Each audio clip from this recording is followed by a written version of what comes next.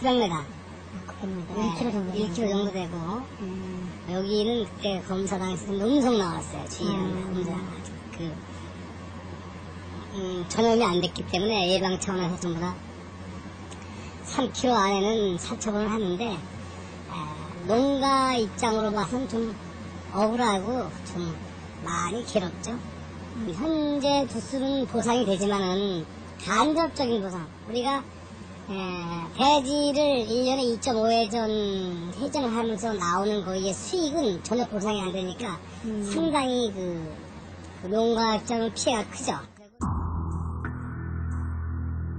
번식용 돼지 1,500마리로 가득했던 축사는 지난 5월 깨끗하게 비워졌다. 바이러스 검사 결과는 음성으로 전염병이 아직 발생하지 않은 상태였지만 방역당국의 예방조치에 따라 1,500마리 돼지들이 한 마리도 남김없이 생매장됐다. 가축의 운명으로 남아 삶을 이어가던 돼지들은 과연 어떤 환경에서 살고 있었을까? 실내는 전형적인 밀집 사육장이다. 어미돼지 한 마리의 몸에 꼭 끼게 만든 우리들이 끝도 없이 이어진다. 만일 한 마리라도 감염이 된다면 도미노처럼 쓰러질 수밖에 없는 구조다. 지금 현재 그 동물복지에서 가장 그 문제점이 되는 것은 이제 밀집 사육이 가장 큰 문제이긴 합니다. 그 밀집 사육으로 인해서 그 질병 속도가 이제 확산이 빠르게 되고 그 동물들이 그 많이 스트레스를 받으면서 살고 있고 또 그러다 보니까 쉽게 질병에 노출되고 이런 환경에 있는 것이 가장 큰 문제고요. 구지역에 희생된 또 다른 농가. 이곳은 기업형 밀집 사육이 아니라 어미소와 송아지를 10마리 남짓 기르던 소규모 농가다. 애지중지 기르던 소들은 간데없고 우리에는 소독제만 가득하다. 소 주인은 매달 정기적으로 자체 방역을 해왔지만 소용없었다. 방역당국은 일사불란하게 살처분을 진행했다.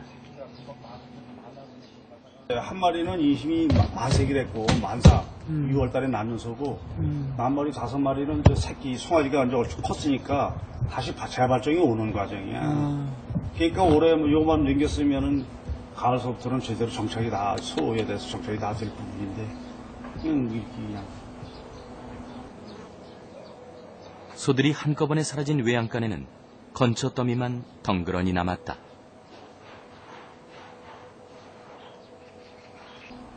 이 끌고 갈 때는 집에 안 있었어. 그거를 어떻게 둘이다가 봐. 그래서 둘이 피했다가 소 가지고 안 데 들어왔지. 아예 하다못해 이 솔맥에다가 이런데 뿔이 끼어가지고 이게 피가 나는 것도 그 보기가 안타까운데 그 호정에 넘어 소를 그냥 갖다 뭘 푹 찔러가지고 퍽 실어트려가지고 막 끌고 가고 귀참하게 이전부터 축산 농가에게 질병 관리는 초미의 관심사였다. 한 해 농사를 좌우하는 아킬레스건이기 때문이다. 가축 질병을 유발하는 가장 큰 원인은 밀집 사육과 비위생적인 환경. 그러나 대부분의 축산 농가들이 선택한 것은 사육 환경 개선이 아니라 항생제와 항바이러스제다.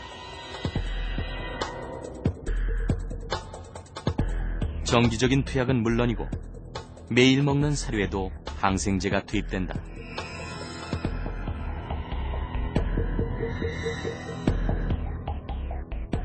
한국 축산 농가들의 항생제 의존은 심각한 수준이다. 밀집 사육이 더 발달한 미국보다도 축산품 1톤당 6배가 넘는 항생제를 쓰고 있다. 일단 국내에 생산되는 항생 물질의 한 50% 정도가 수산물하고 축산물에 직접적으로 관계가 있다라고 이제 식약청에서 2007년도에 아마 보고한 걸로 제가 기억을 하고 있는데, 실질적으로 지금 항생제에 대해서는 세계적으로 상당히 관심이 높고 우리나라도 사료용으로 첨가하는 항생제 같은 경우는 2011년 이후로는 사용을 못하도록 지금 금지를 계획해서 지금 계속 추진하고 있는 상태이기 때문에 그 부분은 뭐 다 관심을 가지고 있다고 봐야 되겠죠. 가축의 생존 상태는 최종 축산품에 고스란히 영향을 미친다. 가축의 스트레스는 육질을 떨어뜨리고 가축의 몸에 축적된 항생제는 축산품을 먹는 인간의 몸에도 고스란히 쌓인다. 웰빙 열풍이 불면서 건강에 대한 관심은 식탁을 넘어 식재료가 생산되는 과정에까지 미치고 있다. 그러나 축산품에 관해서는 그 관심과 정보가 미약하다. 우유나 요구르트, 소시지처럼 아이들이 좋아하는 축산품이나 유가공품들도 마찬가지다. 생명 존중과 식품 안전을 생각한다면 현재와 같은 공장형 축산이나 밀집 사육을 허용할 수 있을까? 문제는 축산품은 가축의 특수성으로 인해 동물 보호나 식품의 위생, 안전, 그 어느 쪽의 보호도 받지 못한다는 것이다.